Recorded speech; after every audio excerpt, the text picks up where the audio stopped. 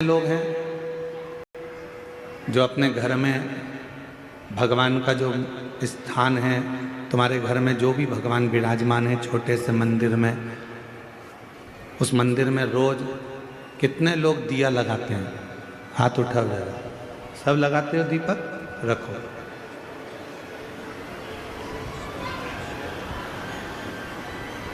दीपक लगाने का मतलब क्या है? क्यों हम भगवान के मंदिर में दीप प्रज्वलित करते हैं? क्यों हम भगवान के मंदिर में दीप लगाते हैं? उसका कारण केवल एक होता है कि तेरी ज्योति और मुझ में जो तूने ज्योति दी है, वो दोनों ज्योति का मिलन तेरे सम्मुख में हो जाए।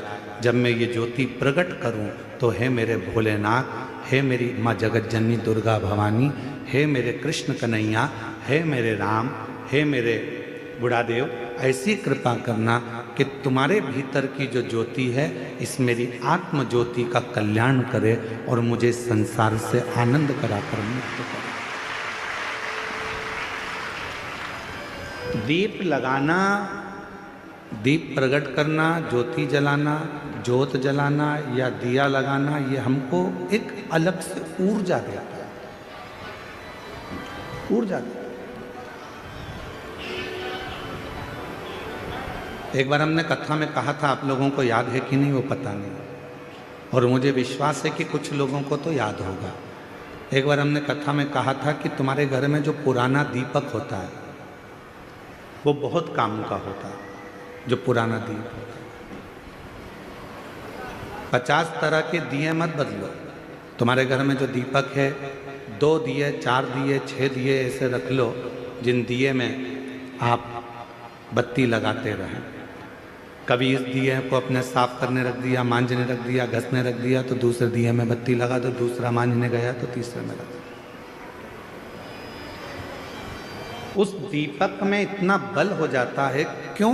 क्योंकि वो भगवान के सामने रोज प्रज्वलित होता है, रोज वो दीपक में बाती जलती है, रोज वो दीप लगता है, तो उस दीपक में इतना बल आ जाता है कि तुम्हारी जिंदगी के आधे दुख तो वो दीपक ही हर लेता है, वो दीप की ज्योति ही समाप्त कर देती है। वो दीपक में इतना बल आ जाता है।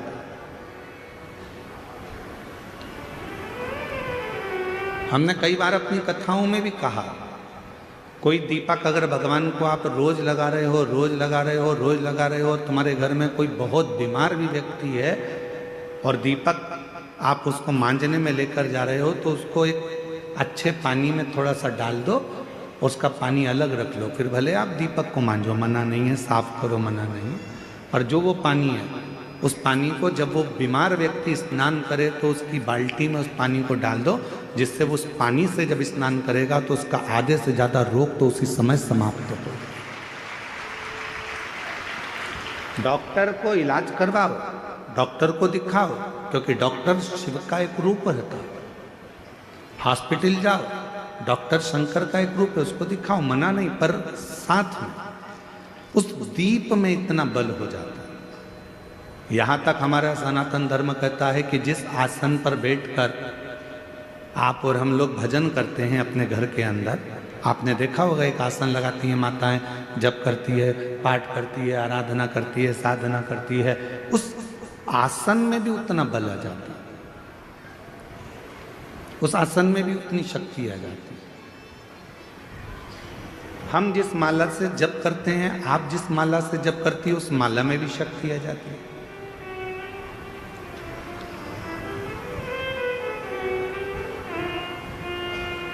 गले में जो आप एक कंठी माला पहनकर रखते हो रुद्राक्ष की, अपने गले के अंदर हमेशा, जैसे हम लोग भी अपने गले के अंदर एक हमेशा एक कंठी अंदर धारण कर कर रखते हैं, हमेशा, रात दिन सुबह शाम हर पल वो रुद्राक्ष हमारे साथ में रहता है। कई लोगों के मन में एक भाव उत्पन्न हो जाता है, हम गुरुजी हम हॉस्पिटल जा रहे हैं तो क्या रुद्राक्ष उतार कर जाएं? किसी के यहाँ पर बच्चा हो गया है तो हम क्या रुद्राक्ष उतार कर जाएं? मान लो हम स्त्री हैं, रजस्वला धर्म से हो गई, रजो धर्म से हो गई, तो क्या हम रुद्राक्ष उतार कर रख दें? शिव महापुराण की कथा कहती है आप किसी भी अवस्था में रहें, रुद्राक्ष कभी अशुद्ध नहीं होता, वो अशुद्ध को भी शुद्ध कर देगा। क्या स्त्री रुद्राक्ष पहन सकती है? जरूर। क्या कोई लड़की रुद्राक्ष पहन सकती है? जरूर। क्या कोई बच्चा रुद्राक्ष पहन सकता है? जरूर। क्या कोई बूढ़ा बुजुर्ग रुद्राक्ष? सब पहन, सब धारण।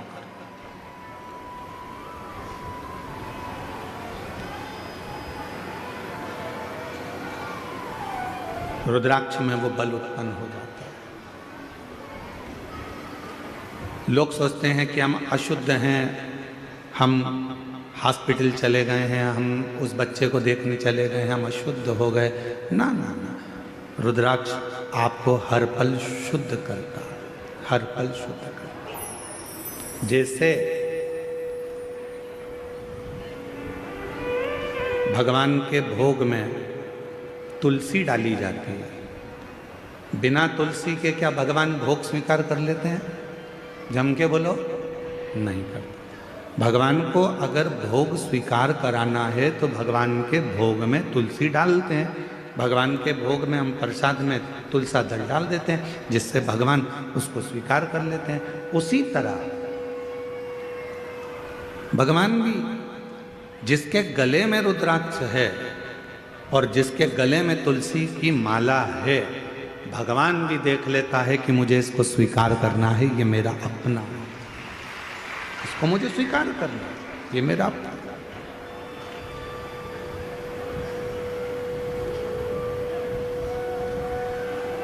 मेरी जीजियों, मेरे जीजाओं, मेरी बेटियों, बेटाओं, मेरी माताओं, मेरे बुजुर्ग माता पिता तुल्य आप सब विराजमान हो। मैं निवेदन करूं आप सबसे, भव सागर बहुत गहरा है, संसार सागर बहुत गहरा है। इस पूरे संसार सागर में आज के समय में किसी को समझना बहुत कठिन। कुत्ते को देखकर समझ जाओगे कि कुत्ता काटने वाला है, बोलो सही है कि गलत है? सांप को देखकर समझ जाओगे कि सांप डसने वाला है। शेर को देखकर समझ जाओगे कि शेर आक्रमण करने वाला है। चीते को देखकर समझ जाओगे कि ये चीता आया है, ये हमें खा जाएगा। हाथी को देखकर समझ जाओगे कि हाथी के पांव बड़े हैं, ये हमें दबा देगा। बिच्छू को देखकर समझ जाओगे कि ये डंक मार देगा। पर इंसान को कैसे पहचानोगे कि ये अपन को कब निपटा देगा? बिच्छू को पहचानना सरल है, सांप को पहचानना सरल है, शेर को पहचानना सरल है, कुत्ता को पहचानना सरल है। पर इस कलिकाल में, इस संसार सागर में, आज के समय में मनुष्य को पहचानना बहुत कठिन, बहुत कठिन।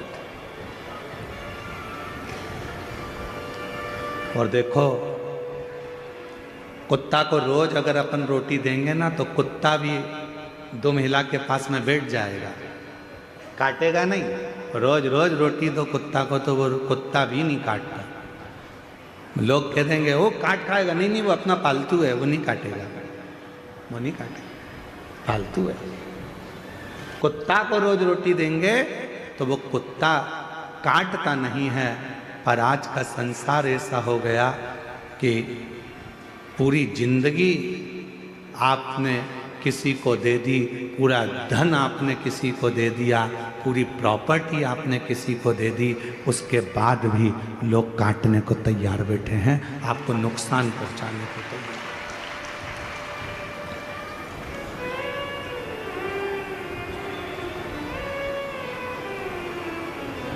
और सो कोई नहीं रे, कोई नहीं रे, हीरा को परखयो राम, कोई नहीं रे। इस संसार सागर में परखने वाला नहीं मिल सकता। महाराज बड़ा ध्यान देना पड़ेगा। आप कुत्ते को पहचान सकते हो कि यह काटने वाला है, बिच्छू को पहचान लोगे काटने वाला है, सांप को पहचान लोगे काटने वाला है, पर मनुष्य को नहीं पहचान सकते, मानव को नहीं। कब? कहाँ, कैसे, किस जगह पर नुकसान देगा ये आपको मालूम नहीं पड़ेगा।